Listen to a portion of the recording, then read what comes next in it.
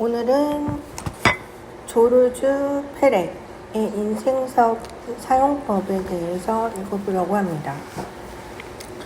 우선 머릿말. 시선은 작품 안에 마련된 길들을 따라 움직인다. 파워 클레의 교육용 스케치북에 나온 글이래요. 머릿말. 퍼즐의 기술은 일단 하나의 간단한 기술, 즉 형태 심리학의 간략한 지침으로 모두 설명할 수 있는 단순한 기술처럼 보인다. 목표 대상. 그것이 지각행위이건 학습이건 심리 체계이건 혹은 지금 우리가 다루는 나무 퍼즐이건 간에 목표 대상은 우선 분리하고 분석해야 할 단순한 요소들의 합이 아니라 하나의 전체, 즉 하나의 형태이자 구조이다. 요소는 전체 앞에서 존재하지 못하기 때문에 요소는 전체보다 더 즉각적인 것도 더 오래된 것도 아니다. 나아가 전체를 결정짓는 것은 요소가 아니지만 요소를 결정짓는 것은 전체다.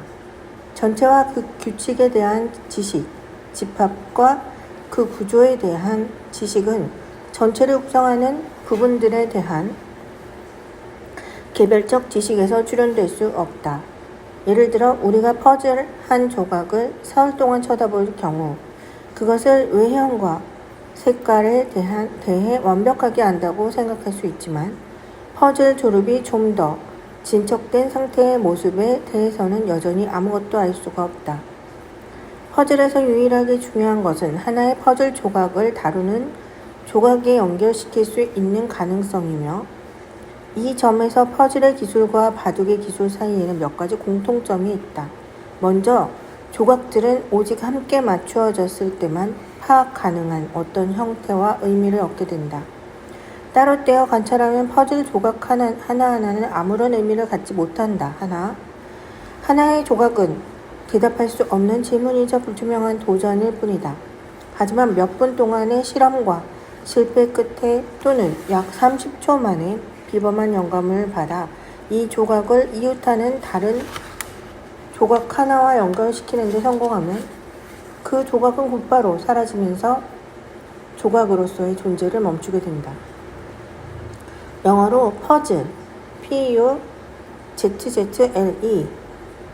퍼즐, 수수께끼라는 말이 아주 잘 나타내듯 이 조각을 맞추는데 수반된 강도 높은 어려움 역시 더 이상 존재할 이유가 없을 뿐 아니라 그럴 이유가 아예 없었던 것처럼 나타난다.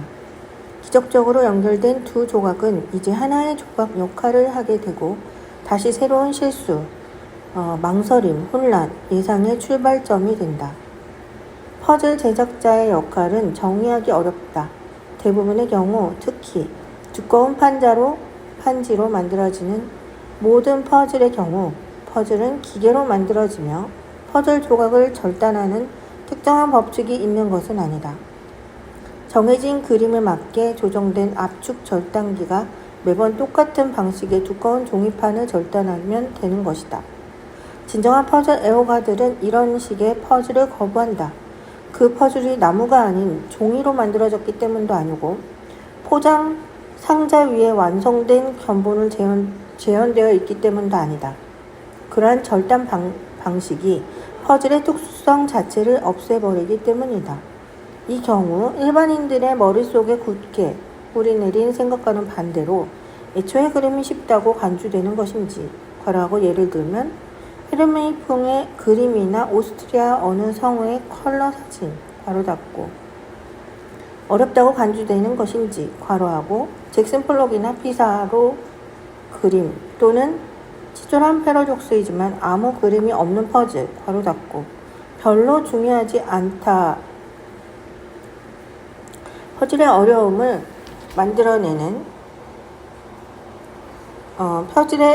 만들어내는 것은 퍼즐 그림의 주제도 화가의 화법도 아닌 절단의 정교함이다.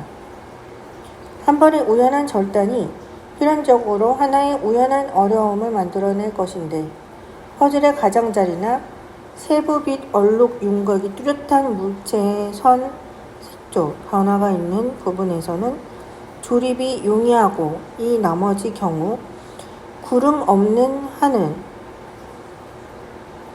모래, 초원, 경작지, 응달 등에서 진절머리가 나도록 어려우므로 어려움의 정도가 반드시 동일하지는 않다.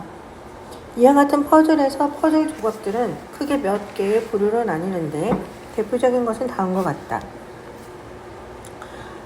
로렌스의 십자가, 그리고 일단 가장자리 조각을 맞추고 세부 요소, 거의 흰색에 가까운 아주 밝은 노란색의 술 장식이 달린 붉은색 보가 덮인 탁자, 거기 놓인 독서대와 그 위에 펼쳐진 책, 그리고 거울에 선명한 테두리, 류트, 붉은색 여자 옷 등을 배열하고 배경을 이루는 큰 부분을 회색, 갈색, 흰색 혹은 하늘색의 색조에 따라 덩어리로 나누어 놓으면 퍼즐의 해법은 단지 가능성 있는 모든 결합을 차례로 시험해 보는 데 있게 된다. 퍼즐의 기술은 손으로 절단해 만드는 나무 퍼즐에서 시작된다. 퍼즐 제작자는 퍼즐 절단 시 훗날 퍼즐을 맞추는 사람이 풀어야 할 모든 문제들을 미리 직접 연구해보고 또 우연이라는 것이 흔적들을 어지럽히도록 내버려두기는커녕 그 우연을 속임수, 함정, 착각으로 바꾸고자 한다. 미리 계획된 방식에 따라 재구성해야 할 이미지 위에 나타나는 모든 요소들, 금빛 수단 소파, 약간 손상된 검은 깃털 하나가 꽂힌 검은 삼각모, 은 계급장으로 온통 뒤덮인 담황생 제복.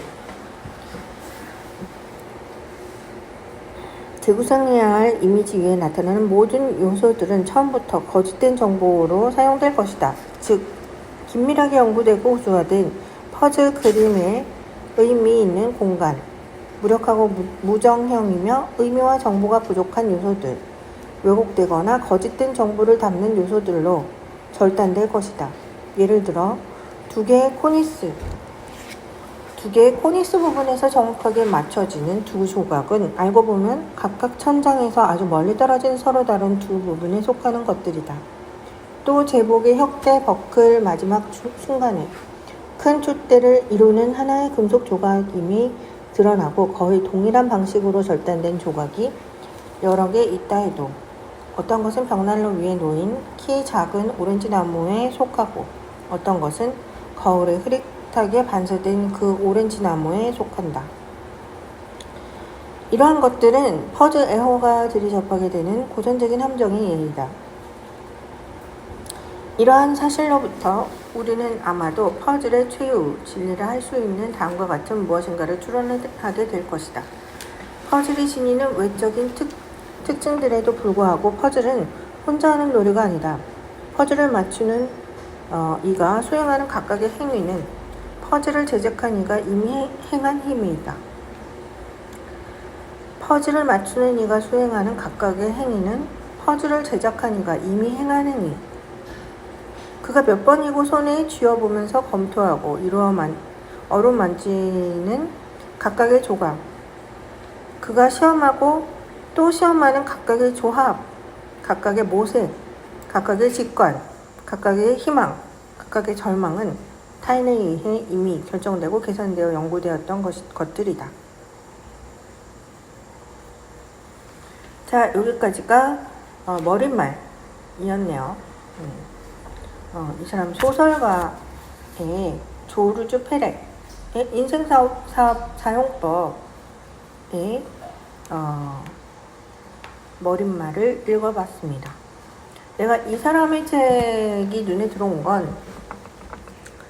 그냥 우연이었어요. 우연이었는데 저는 얼마 전까지만 해도 이런 소설가가 있다는 걸 잘 몰랐습니다. 제가 문희창 작가를 졸업했다고 해서 소설에 대해서 그 소설 쓰기에 관심이 있었지 과거에 다른 소설가에 관심이 많이 있었던 사람은 아니에요. 네, 소설 쓰기.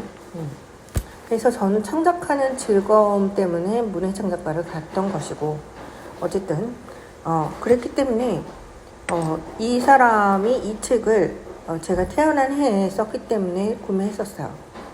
근데 이 책 내용이나 이 작가에 대한 내용이나 이 책에 대한 글을 읽다 보면은 좀 더 다른 책들도 관심이 가지더라고요. 어쨌든 머릿말을 올려봅니다.